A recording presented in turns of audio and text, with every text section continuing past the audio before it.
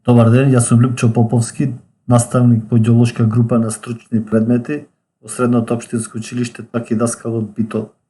Содржините кои се предвидени за оваа презентација се дел од наставната програма Минерални лежишта за 4-та година за занимањето геолошко-рударски техничар, а се однесуваат на наставната единица лежишта на кварц.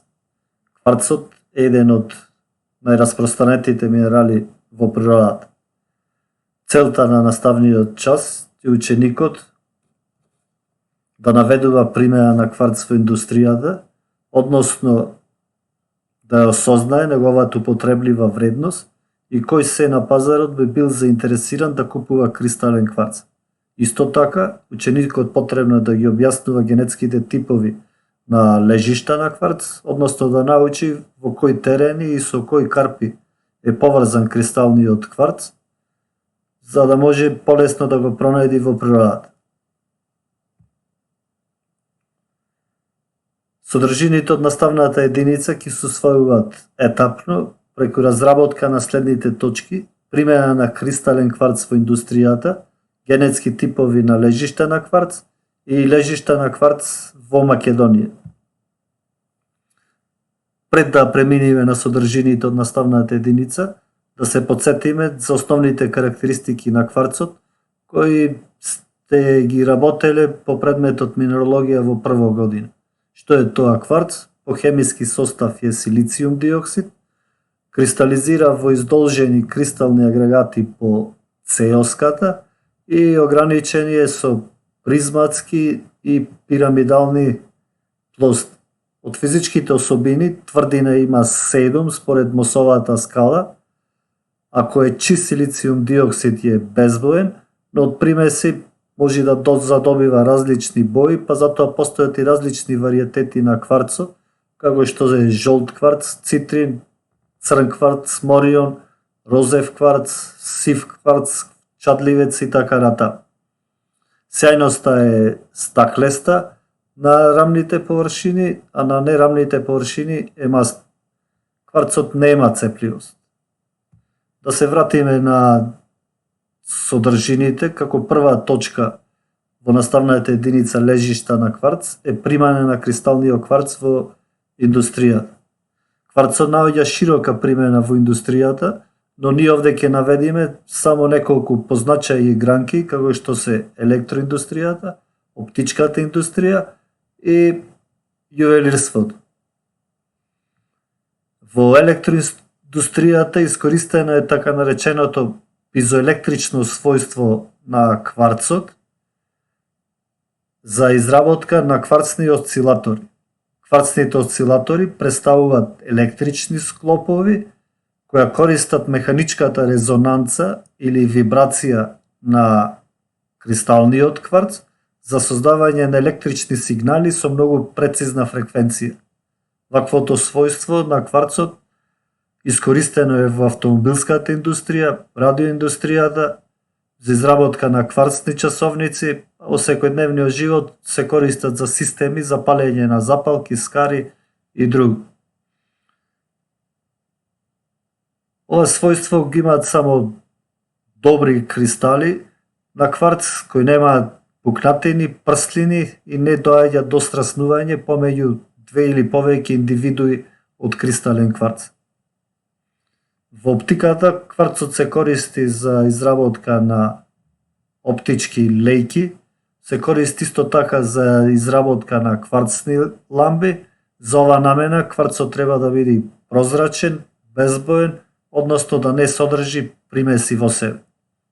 Кристалните кварцови со убави бои, како што е аметистот и розевиот кварц, наоѓаат широка примена во јувелирството за изработка на украсни предмети и накит, како што се прстени, наушници, ланчина, белегзи и така натаму. Големи количества на кварц, особено кристален кварц, купуваат колекционерите за збогатување на своите приватни збирки на минерали. Втората точка од наставната единица се однесува на генетски типови на лежишта на кварц. Според настанокот, лежиштата на кристален кварц можат да се поделат на пегматитски лежишта, хидротермални лежишта и наносни лежишта. Пегматитските лежишта во светот се многу чести, но се со мало економско значење поради лошиот квалитет на кварцот, а и малите количества на рудни резерва. Создавањето на пегматитските лежишта на кварц е поврзано со кристализацијата на гранитна магма и создавање на пегматитски карп. Гранитската магма е богата со лесно испарливи компоненти кои имаат влијание на пренос и кристализацијата на заостатокот од магматскиот растор. Лежиштата на кристален кварц се создаваат во услови кога температурата на магмата опадне под 700 степени и длабини не поголеми од 3 километри. На сликата даден е еден пегматит или пегматитско тело кое е втиснато во околни шкрилави палеозојски карпи. Пегматитите изградени се од повеќе минерали, но како главни се јавуваат албитот, кој има бела боја, од калискиот фелспат застапен е микроклинот, кој има розева боја, и кварцот кој е со сива боја. Пегматитите просторно се поврзани со највисоките делови од магматскиот комплекс или со нивната непосредна кровина. Според тоа каде се настанати пегматитите, постојат два вида на пегматитски лежишта, и тоа ендоконтактни лежишта и екзоконтактни лежишта. Ендоконтактните лежишта се наоѓаат во самиот гранитен интрузив, во непосредна близина со околната карпа.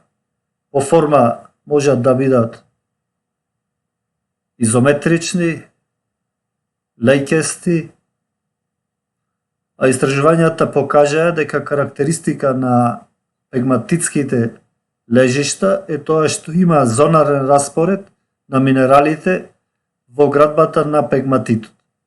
Ако се оди од контактот на гранитот спрема средината на пегматитското тело, може да се забележат неколку зони. Едната зона која е во непосреден контакт со гранитот се однесува на така наречениот вариетет на гранити, познат како писан гранит, кој е изграден од кварц и калијски фелспат, или поточно микроклин, кои се интимно страснати помеѓу се. На самиот контакт со гранитите може да се јавуваат и лиски од лискун со дебелина од неколку сантиметри па до 50 сантиметри. Во наредната зона или внатрешна зона во пегматитот се јавуваат главно фелспати представени со ортоклас, олигоклас и микроклин, а во самото средиште или јадро на пегматитот воглавно е застапен кристален кварц со големи димензии и често пати и со добар квалитет.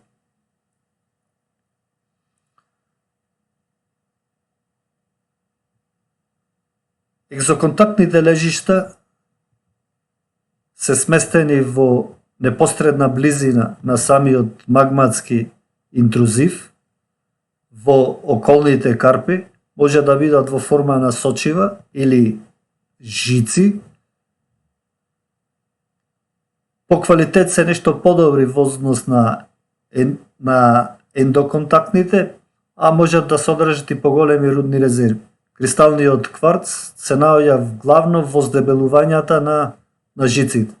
На сликата е прикажан еден патолит или интрузив од гранит кој постепено преоѓа во горните апикални делови во шток, а во самиот шток во непосредна близина со околните јалови карпи создаден еден пегматит или едно пегматитско тело. Друг тип на лежишта се хидротермалните лежишта. Хидротермалните лежишта настануваат од жешки води кои циркулираат во пукнатини и други руптурни структури во земјината кора. Ваквите жешки води често пати носат со себе и корисна минерална суровина која во одредени случаеви можат да ја одложат и да формираат лежишта во крпестите маси. Прашања кои се поставуваат за објаснување на хидротермалните лежишта е потеклото на водата, потеклото на корисната компонента и преносот на материјал. Најголем дел од водата и корисната компонента потекнуваат од резидуалниот заостаток од магмата кој кристализира подоцна, но често пати ваквите јувелирни води можат да се мешат со инфилтрационите води, тоа се површински води кои по пукнатини или раседи успеале да стигнат во подлабоки делови од земјината кора, а често пати се мешаат и со конатните води, односно води кои се заробени во шуплините или порите од карпестите маси. Корисната минерална компонента потекнува од резидуалниот растоп, но често пати кога циркулираат водените раствори можат да мобилизираат и корисна компонента од стари рудишта или од околните карпи, да ги приведат во себе и да ги донесат поблиску до површината земја. За да се формира лежиште потребно е и пренос на материјалот, а за тоа е потребно рудните раствори да не стапуваат во реакција со околните карпи на својот пат до површината на земјата или блиску до површината. Хидротермите главно циркулираат по пукнатини или раседи од карпестите маси или ги користат патиштата по која магмата доаѓала на површината на земјата, па и затоа овие рудни тела воглавно се во форма на рудни жици. На сликата тука е прекажана една хидротермална жица која е втисната во грусиран гранит. Исто така на сликата може да се видат и кварц кој има хидротермално потекло кој е со многу добар квалитет. Последните лежишта во кои настануваат кристалите од кварц главно се наносните лежишта.